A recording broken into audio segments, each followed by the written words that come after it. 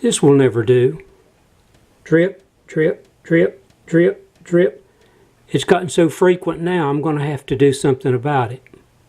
I've had trouble with that in the past and I've replaced the seals in it. But now it's to the point I have to replace the seals about every month, so I've got new cartridges to put in it. So we'll do that. These are the seals that I bought in bulk years ago, and I'm afraid that through the years they have become hard, and probably that's the reason that I had to replace them so often. This is a 2-handle cartridge type Delta faucet. You have a water shut-off valve for hot and for cold on this 2-handle faucet, and so cut the water off to which side you're working on, or if you're going to do both, of course, cut both off.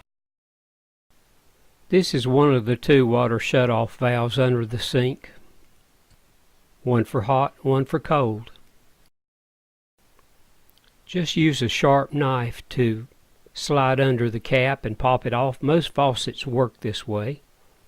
It is very important that you note the location of this shoulder as shown by the red arrow, because it can go 2 different ways.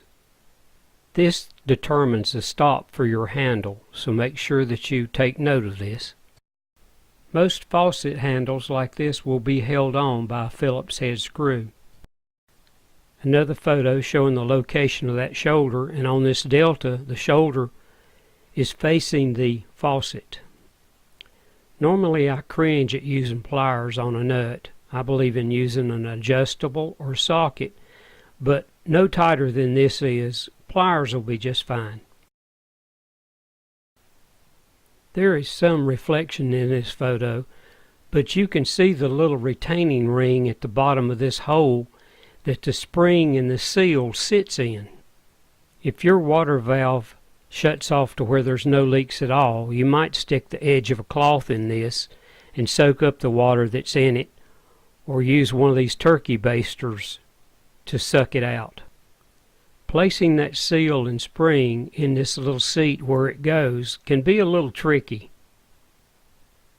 You must make sure before you put the cartridge in that this seal is completely in the proper position and fully seated. That is really the hardest part of this whole process. Now I'm using my little screwdriver to fish out the seal and then fish out the spring, or you may pull them out both together.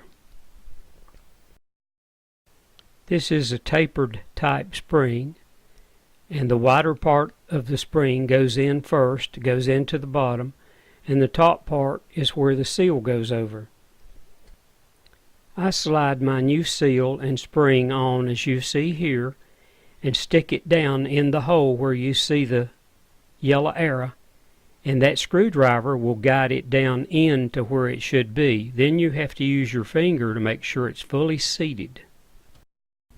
The most tricky, the most difficult part of this is that when you put the seal and spring in, you have to use the edge of your finger to make sure that the lips of this seal actually go in this little retaining hole at the bottom where the yellow arrow is.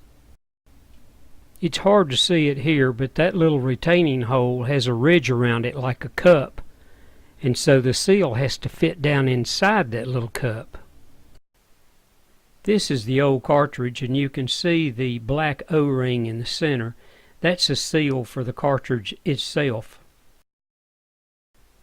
Another possibility for why the seals don't last that long that I had, other than the seals possibly being hard from age, is that the surface on this cartridge that rests against the seal could be rough and actually chewing that seal up.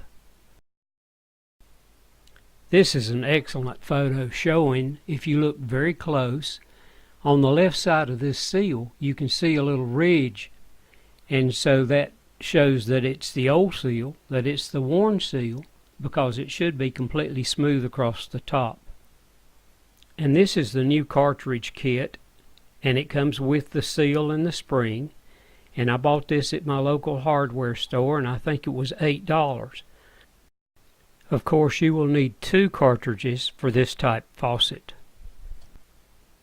The hardware store didn't have the original Delta part, which was only $2 more, and for just $2 difference, I would recommend the original Delta part. You can see how smooth the surface is that goes against the seal on this new cartridge. And there was a fringe benefit too. That old cartridge had become tight, so when I turned the handle after replacing the cartridge, it's just so smooth that it's like it's not even connected to anything. So just do this in reverse to put it back together. It's really a very simple process, and my plumber friends will be angry with me, but this saves you quite a bit of money to do this simple procedure. No drips at all.